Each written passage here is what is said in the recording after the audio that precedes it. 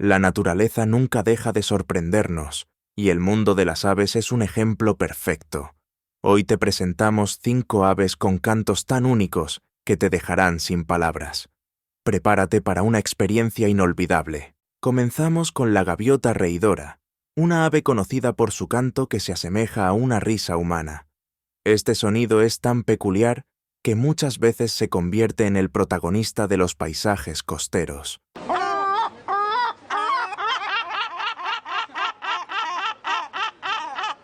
El colimbo grande, también conocido como somormujo, emite un canto que parece sacado de una película de misterio. Este sonido melancólico se escucha especialmente durante la época de apareamiento.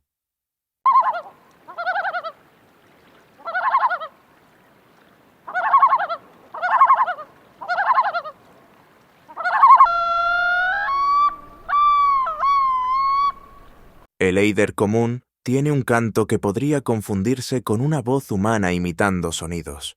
Es una de las aves marinas más fascinantes, tanto por su apariencia como por su único repertorio vocal.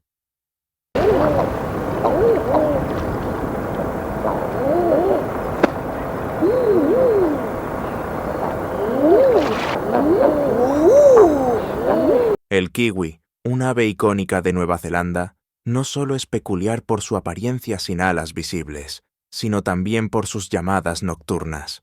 Su canto es una señal clara de su presencia en los bosques más remotos.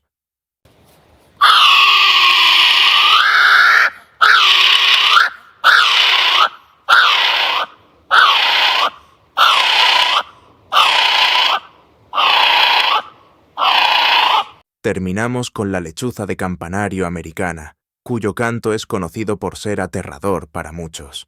Este sonido estridente y agudo ha inspirado leyendas y mitos alrededor del mundo.